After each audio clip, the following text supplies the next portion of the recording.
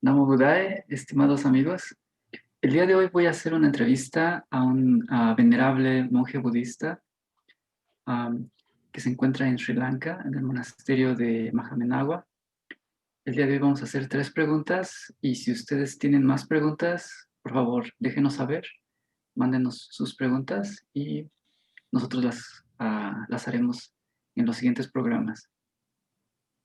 La primera pregunta es, Eh, estimado monje, ¿qué consejo le podría dar a los adolescentes de hoy en día? A los adolescentes que son jóvenes, que tienen mucha energía y mucho tiempo. No, Uday, Venerable Nabudaya. Bante. Nabudaya. Nice to meet you today. Um, the question of today, we have 3 questions today, and the first question would be, uh, what what is the advice that would you give to the teenagers that nowadays uh, well in every age teenagers they have like a lot of time, a lot of energy, and they look beautiful, they look like handsome or beautiful, boys and girls. So even the ugly ones look beautiful nowadays because of makeup and all those things. Yes. And hair gel. Or maybe surgery, or maybe they do other tricks. Yes, Jesus. It's a very good question. Teenage or the young age. So that's the age where a lot of people ruin their life. That's the age there. That's the age where they get into the society. They leave their parents and then they meet strangers. They meet strangers, and they meet strangers without having any experience.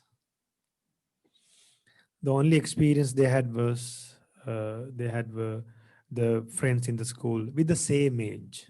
It's always more or less with the same age, and they associated their cousins, their relatives, and parents. But when it comes to a teenager or a young adult, like after 15, after 16, or after 17, they meet friends who are older than them, who are like 10 years older than them. And then they meet good and bad friends both. And they are unable to recognize who are good and who are bad. First of all, we should, any youth, any young person should be able to recognize himself or herself whether he or she is good or bad. Only if that particular person is good, he can recognize another good person. A bad person can't recognize a good person. Only a good person can recognize another good person. So suppose if someone is bad, after hearing this, if he can recognize I am bad, he can change. So even though a person is living in a wrong way, doing wrong things, yet if he knows that I'm doing wrong things, I am giving fear to others, I am providing fear to the world. Like stealing is you provide fear to the world, cheating others, you are giving fear to the world. So we should always think, will I like if someone cheat me? Would I like if someone cheat my parents? Would I like if someone cheat my brothers and sisters? Never. So we should always put ourselves in others' place and be careful and spend this young age in a very meaningful way, because after our young age, what we get is the old age. It comes very fast. So we'll talk more. You can explain it in your language.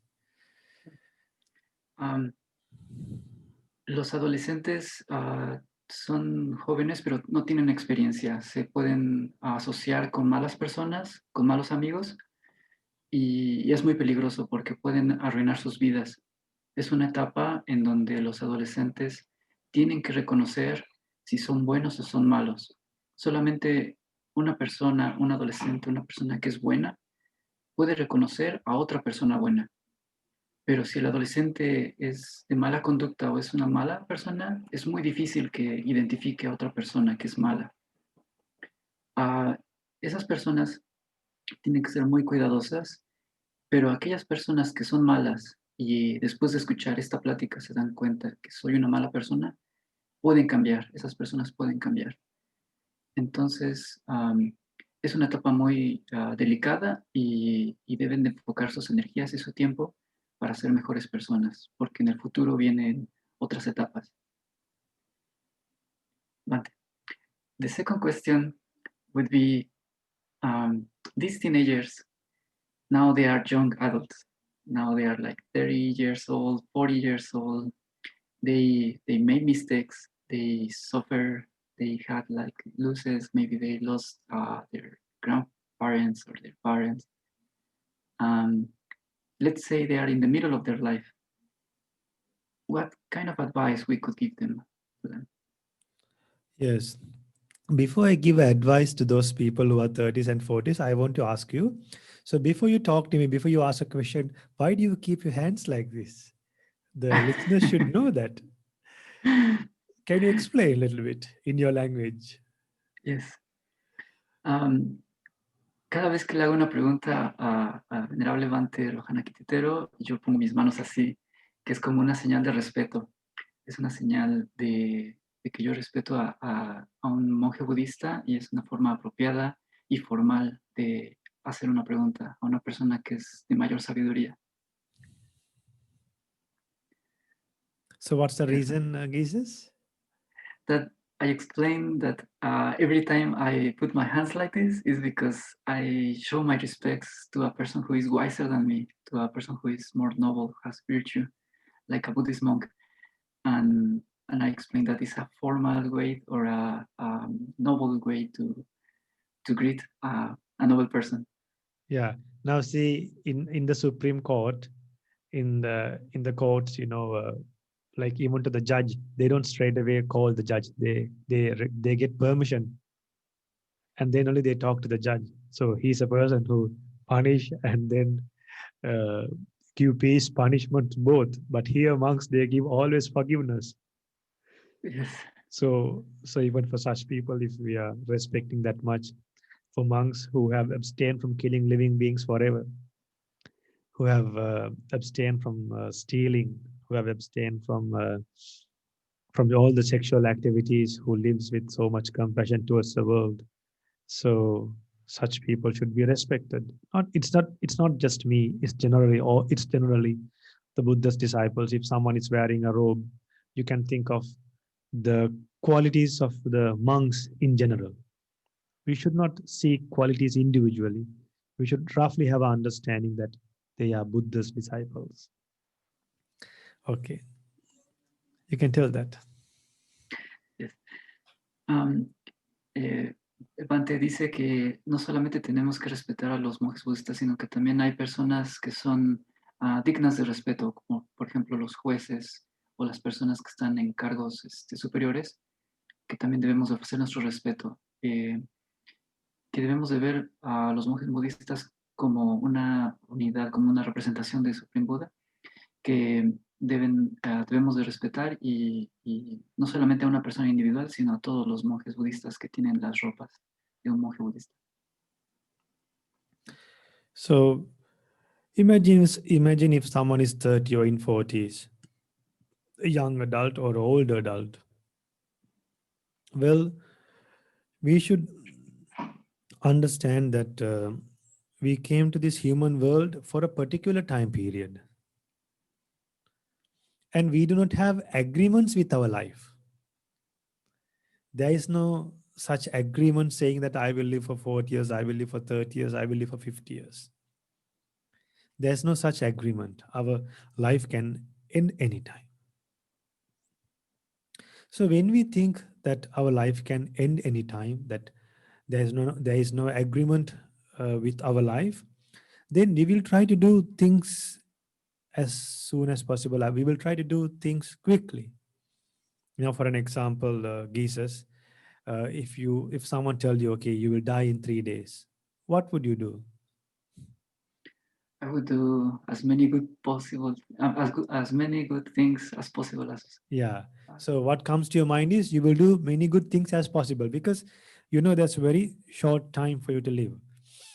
And then in terms of material things, what would you have, what have you got to do with the material things? Like, do you have things to like hand over to your parents and like clear your debts or anything before you die?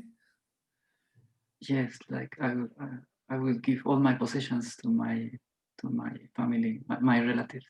Yes. So when you give your possessions to your relatives, what happens? Those material things, those material objects will turn into a good result in the future. You call it, it will turn into a good karma.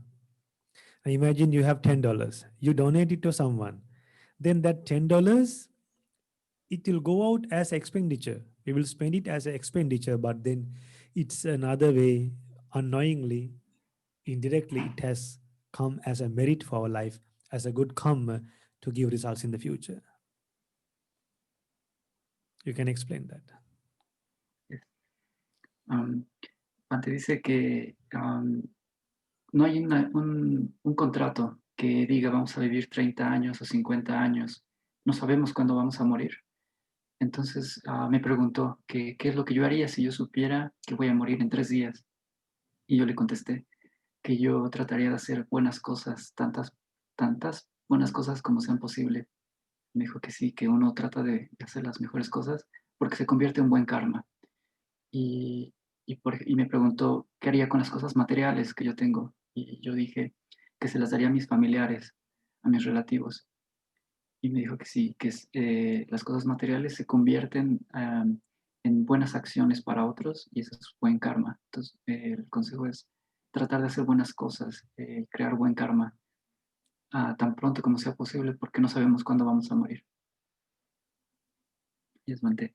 Yeah. And the last question is for a person who, let's say, is going to die, I don't know, tomorrow or after watching this video, let's say, because we don't know, nobody knows. For that person who doesn't have time anymore, what could we tell to that person? Well, even I could die tomorrow. I could Yes, me die too. just after this sermon is over. Now, I've seen a video uh, in the internet, like when some people, while they're talking to the public, they collapse. Like some, when they were, while they were acting, I have seen them collapsing.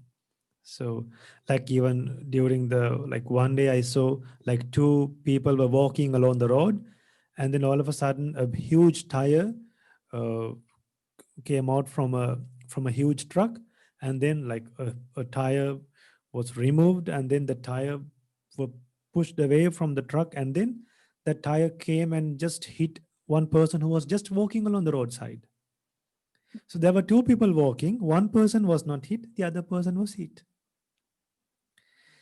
So we should understand that now there's a variation in this world. Some people are rich, some people are poor, some people are beautiful, some people are ugly.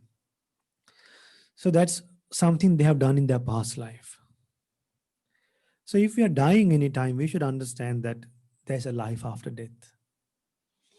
And that life can be among animals, can be among humans, can be among demons, can be among devas, can be among the hell beings. If we live righteously, we can skip the animal world, we can skip the ghost world, we can skip the hell, and then desire and have a strong desire to be born in a better world. Then he will not have fear. It's like you are going from, like, imagine you are living in Canada, you're going to America, you know where you're going. From America to Australia, you know where you're going. In the same way, when we die, we have another life. If you good deeds, if you do good deeds, you will have your own mirror about your next destination. There's nothing to worry, there's nothing to get frightened.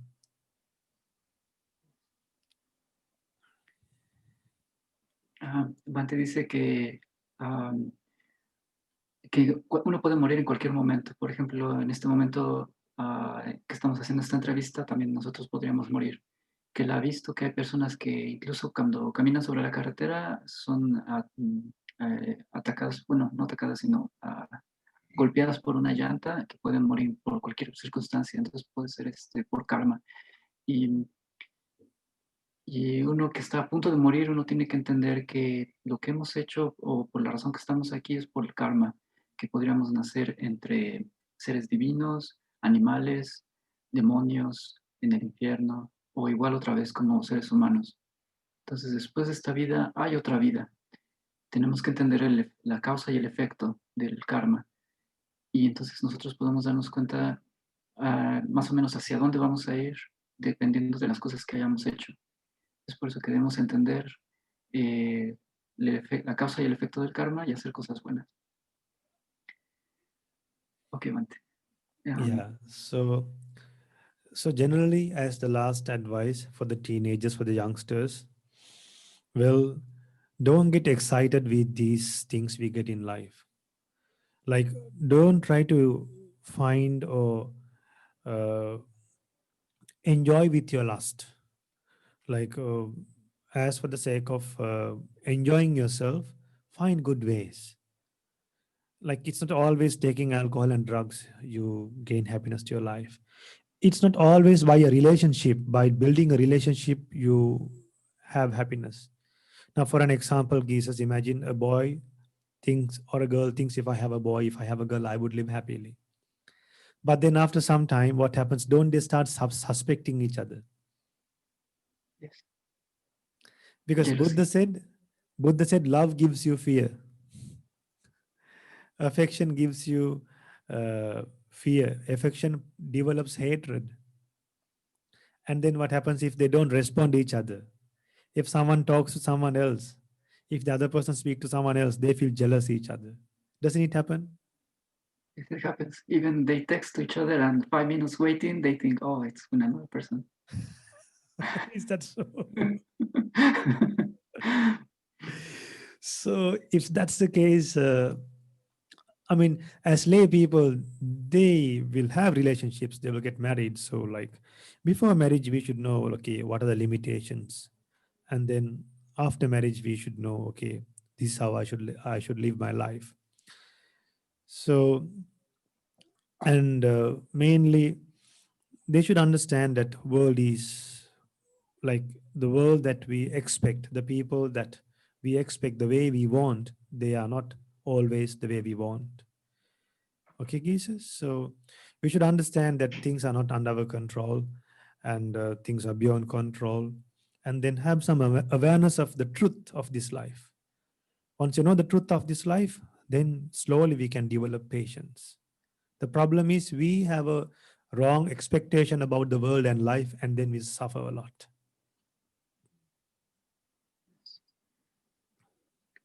Ok. Bante dice que como último consejo que le da a los adolescentes es que no se distraigan tanto por las cosas del mundo, que sí, que no desperdicien su tiempo disfrutando tanto las cosas del mundo. ¿Por qué? Porque son transitorias, son temporales.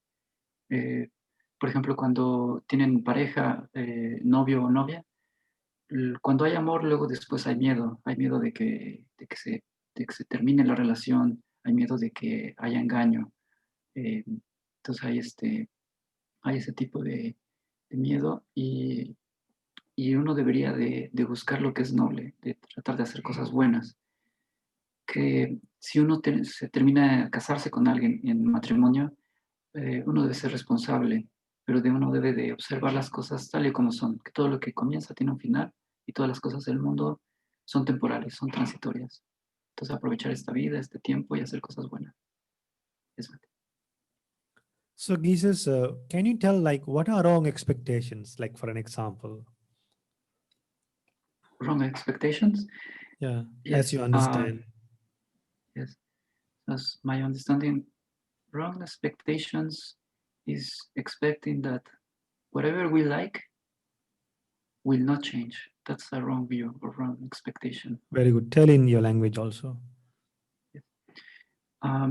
Antes me pregunta que cuál es una mala expectativa o una eh, equivocada expectativa. Le contesté que una mala expectativa o equivocada expectativa es aquella que todo lo que nosotros queremos, todo lo que nosotros deseamos, que no cambie, que esperamos que no cambie y cuando cambia sufrimos. Entonces no deberíamos esperar que las cosas que queremos y que son agradables para nosotros, que no cambien, porque van a cambiar. Eso. Very good. So, what do you think about today's program? Is it enough? You think you have enough information today for the program, for the questions? Yes, Ante, I think we have good information for today. I think we talk about karma, cause and effect, impermanence, and maybe we can talk a little bit more in the next interview about the Four Yeah. Noble Truths. So we'll keep this program as Buddhism and Buddhism in Spanish and English, part one. Part one, yes. Yeah, and we bless everyone in the world by doing the first Dhamma discussion, Buddhism in Spanish and English. May a lot of devotees be able to develop right views and live happily, have patience, and practice generosity, have loving kindness to each other, bless each other, and practice the reality of life, live in line with the truth of this life, understand the true nature of life, and develop a lot of qualities and understand this human life is very short and it's very temporary, and the value of the human life, and live an amazing life uh, by practicing good qualities and bring calm and happiness to all of us and live peacefully in harmony with everyone. Sadhu, sadhu, Uh, sadhu.